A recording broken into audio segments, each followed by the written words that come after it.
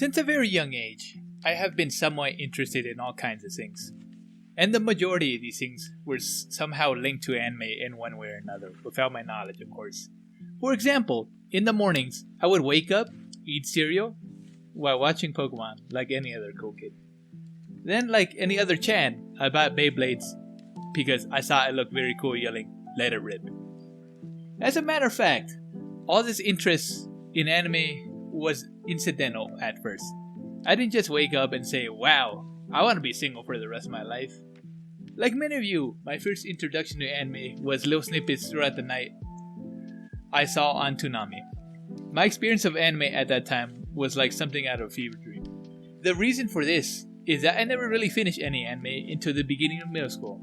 Well, besides Pokemon, which we know every little kid watch while wearing a backwards hat and telling everybody, "You gotta catch 'em all."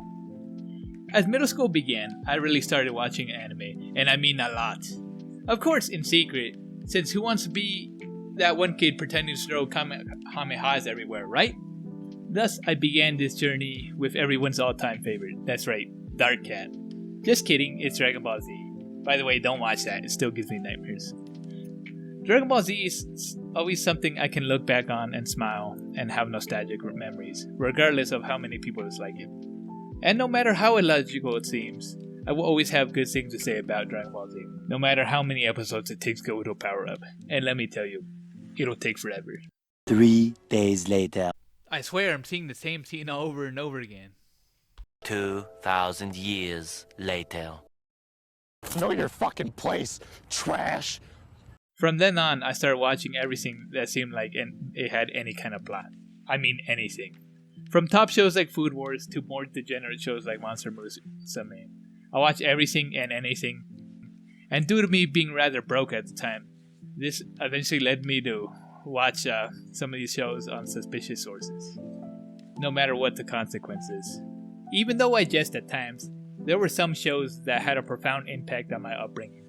It was shows like Dragon Ball Z that transformed me from being a skinny kid that looks like a scarecrow to being a skinny kid that looks like a scarecrow with some muscle. And this is not only because I wanted to blast ki everywhere like Goku and be an enormous Chad.